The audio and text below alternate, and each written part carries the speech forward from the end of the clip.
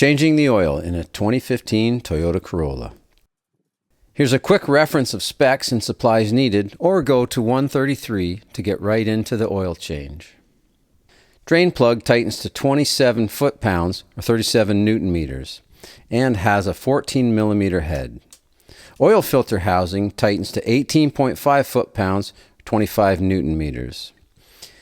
Use a 14-flute 64.5 millimeter filter wrench to remove the oil filter. Supplies: 0W20 full synthetic oil, 4.2 to 4.4 liters needed.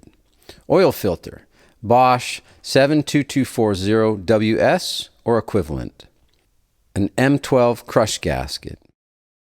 Tools: 14 millimeter socket, torque wrench, filter wrench, flat screwdriver, drain pan, a funnel and some rags, a jack stands, and tire chocks.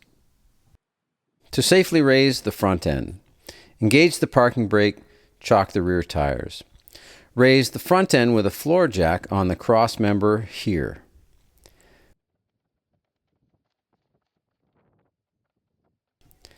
Place jack stands at the pinch welds behind the front wheels.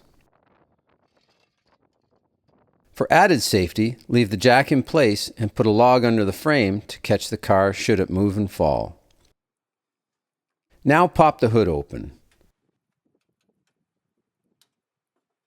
Locate the yellow dipstick and the oil fill cap.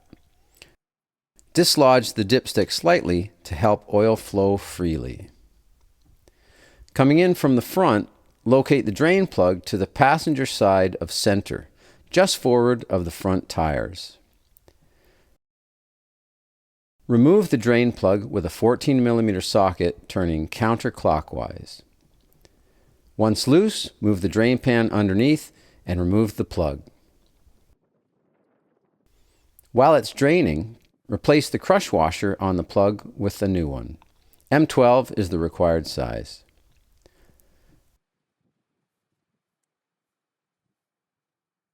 Once the oil is drained, install the drain plug, tightening clockwise.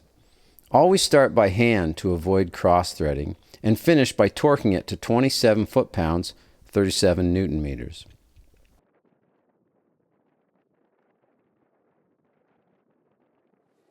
Now, turning toward the front passenger side tire, you'll see the oil filter housing.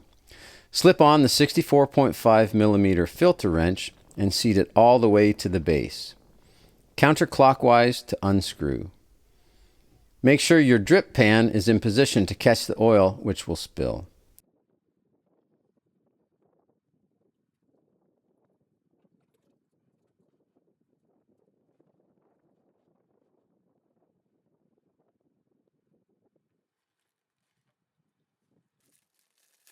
To change the oil filter, remove the used one.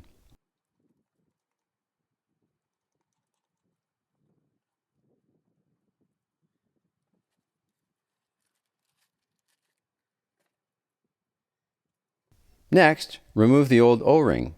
It helps to use a flat screwdriver. Give the new O-ring a light coat of oil and reseat it in its slot.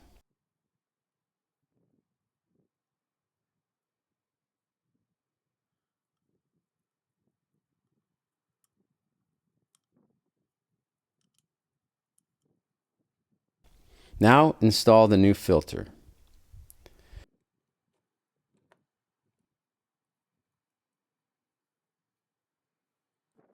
Reinstall the filter by first threading it by hand clockwise.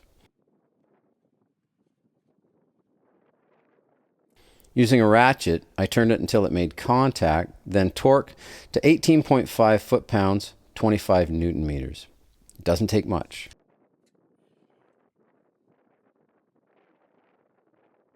Filling with oil. Clean the area around the oil cap and remove it.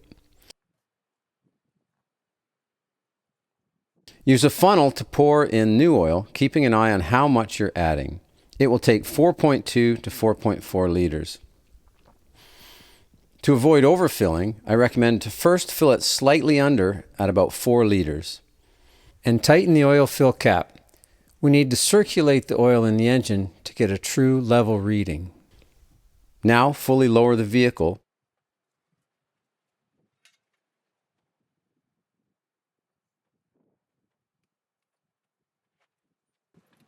Start it up and run it for about a minute, checking the dash for low oil warning lights. Then shut it off, let it sit 5 minutes while you start your cleanup.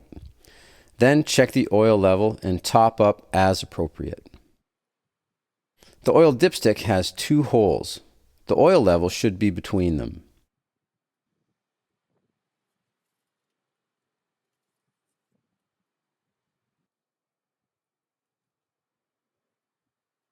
My oil level measures here, which is in the safe range.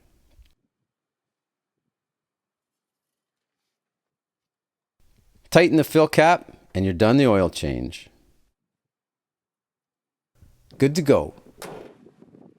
The next morning, I like to check underneath for leaks and double check the oil level. Remember to dispose of used motor oil, oil container, and filter at a designated facility. Not sure where to find one? Google used motor oil near me. I hope that was helpful. Please like, subscribe, comment, and ring that bell. Check out this video. Thanks for watching.